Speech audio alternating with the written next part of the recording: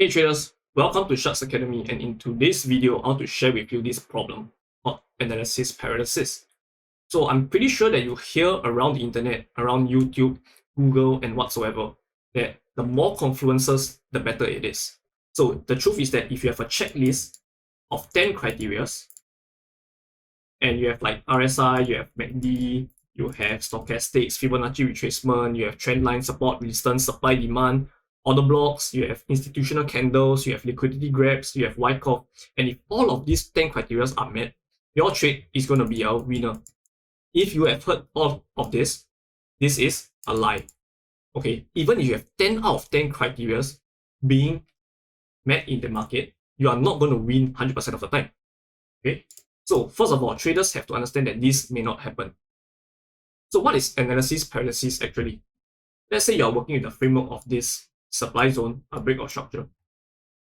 When prices comes back up, you want to see a liquidity being created. You want to see slow moving market. You want to see orders above and beneath. Right? So this is the first criteria, break of structure. Second criteria is supply and demand.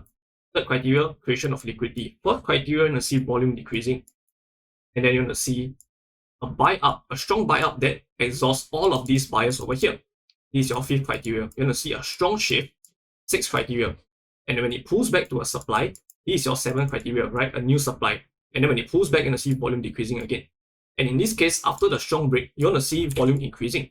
So can you imagine how many criteria you have to take note of if you're looking at every single minute of movement in the market, right? You're looking at your indicators, you're making sure that EMA crosses over, making sure that RSI crosses over, MACD crosses over, stochastics crossing over, alligator crossing over as well, and then your Bollinger Band and whatsoever. So the more criteria you have, the more confluences you have, doesn't equate to a better trade.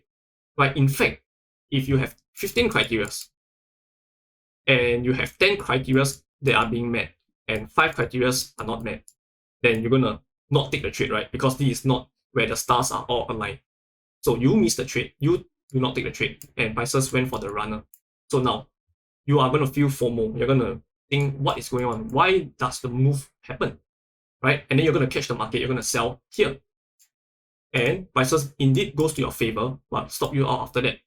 So this is what traders normally face, right? They are always looking for this kind of a movement, right? Where most of the confluences are met before they take the trade. But as a profitable trader, you have to be comfortable with the gray area. So literally over here, the gray area, right? You have to be comfortable with this, right? Break of structure, supply and demand, pulls back into your POI, break of structure, and that's it, right? Then leaving behind a supply, making sure that you're looking for sells here.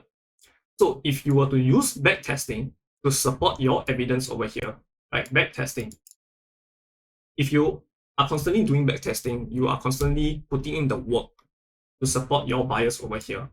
Out of 10 trades, perhaps you are profitable 5 trades, okay? 5 out of 10 trades profitable. As long as these 5 trades are able to bring you more than 1:1, you have a profitable system, correct? So of course, with this, you want to achieve more. You want to achieve 1:1.5, 1:2, 3, 4, 5, 6, 7, 8, 9, 10, right? Risk to reward.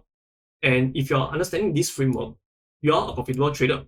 So the truth is that be comfortable with the gray areas. Understand that yes, you have many things to look out for. You have this supply zone created, you have a shift in structure, you have a breakdown, and most traders are looking for this breakdown, right? And when it comes back, all of a sudden, they are subjective. They realize that, oh, this POI, this breakdown taps into another POI over here. And then when it pulls back, its volume is increasing. And then when it taps into this supply doesn't look strong all of a sudden, right? When they see a move back up. And then when it breaks down, they are trying to catch sells here, right? But they realize that, okay, they are chasing the markets, and then they are going to look for a pullback here. And they realize that this never ever pulls back. And they decide to sell here. And they get caught in the wrong side of the market before going down. So by having too many confluences, you are always not going to take the trade because there are so many criteria for you to look out for. There are so many things for you to look out for. You are perhaps going down to the 1 minute time frame to look for supply and demand to support your buyers.